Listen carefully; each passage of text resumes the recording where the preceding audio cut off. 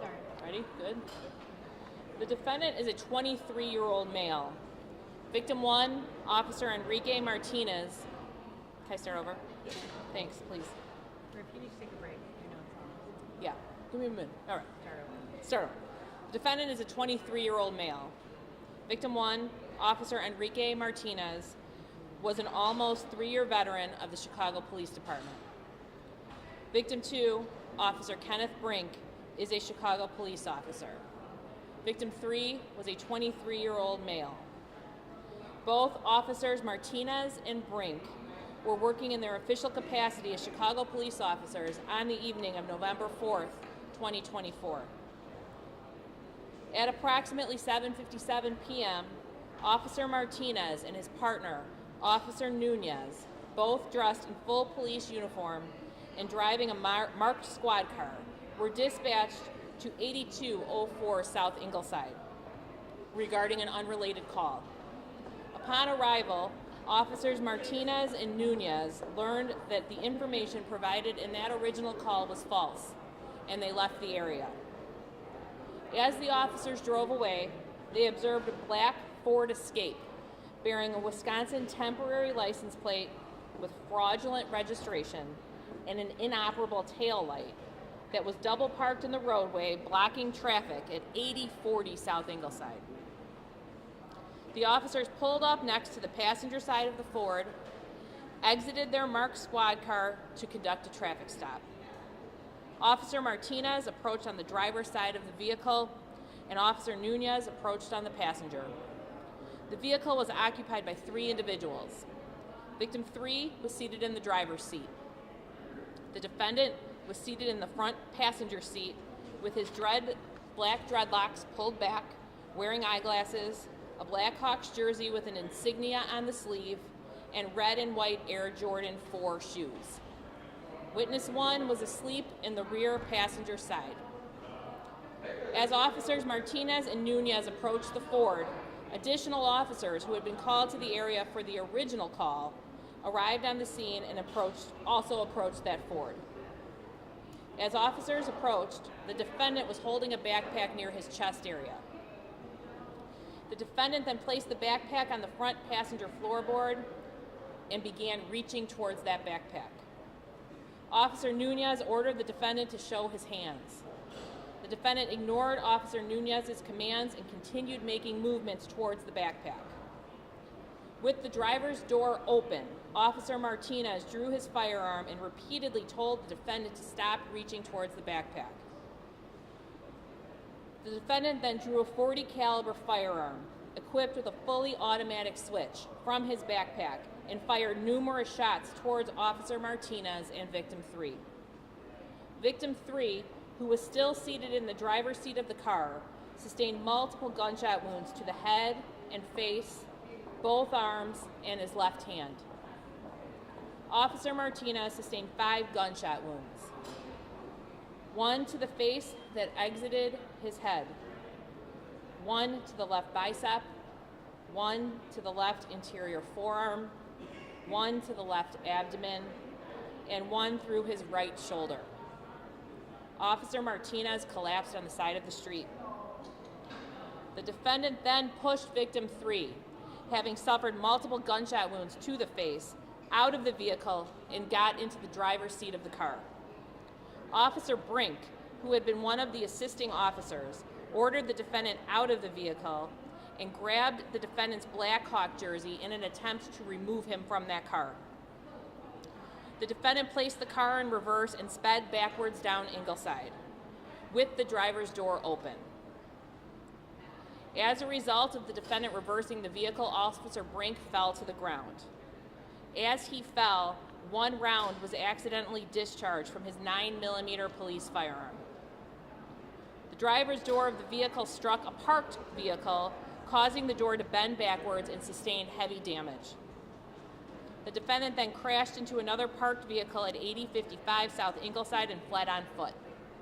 Witness 1 remained asleep in the back seat of the vehicle. Officer Martinez was transported in a police squad car by other officers to an area hospital where he succumbed to his wounds and was pronounced deceased. Victim 3 was pronounced deceased on the scene, and a firearm was recovered from his waistband. Surveillance captured the defendant as he fled the vehicle on foot.